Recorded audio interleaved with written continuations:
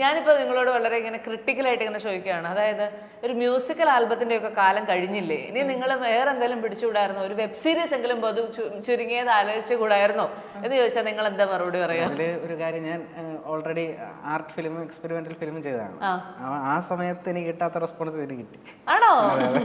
ശരി. ഇതിന് പ്രത്യേകിച്ച് റൊമാൻറ്റിക് ആൽബംസിന് കുറച്ച് ആൾക്കാർ ഇഷ്ടത്തോടുകൂടെ കാണുന്ന ഒരു സബ്ജക്റ്റ് തന്നെയാണ് എപ്പോഴും. അഭിനയിക്കാൻ പോയപ്പോഴത്തേക്കും നേരിട്ട പ്രശ്നങ്ങൾ എന്തൊക്കെയായിരുന്നു ജിനു? നമ്മൾ മറ്റേ അപ്പുറത്തെ സൈഡിൽ നിൽക്കുമ്പോഴത്തേക്കും മറ്റേ പൈസ കൊടുത്താൽ മാത്രം മതിയല്ലോ. അഭിനയിക്കലിലേക്ക് ഇറങ്ങി കഴിഞ്ഞപ്പോഴത്തേക്കും നേരിട്ടാവോ? അല്ല, അത് കുഴപ്പമില്ല. കാര്യം ഞാൻ ഓൾറെഡി വർക്ക് ചെയ്തിട്ടുണ്ട്, അഭിനയിച്ചിട്ടുണ്ട്. അപ്പം അത് പിന്നെ എന്റെ ഫ്രണ്ട് സർക്കിൾ ആയിരുന്നു മൊത്തം, നമ്മുടെ ഒരു ടീം മാത്രമായിരുന്നു. അപ്പൊ എക്സ്റ്റേണൽ ആയിട്ടുള്ള ആരും ഇല്ലായിരുന്നു. അപ്പൊ നമ്മൾ കുറച്ചുകൂടി കംഫർട്ടാണ്.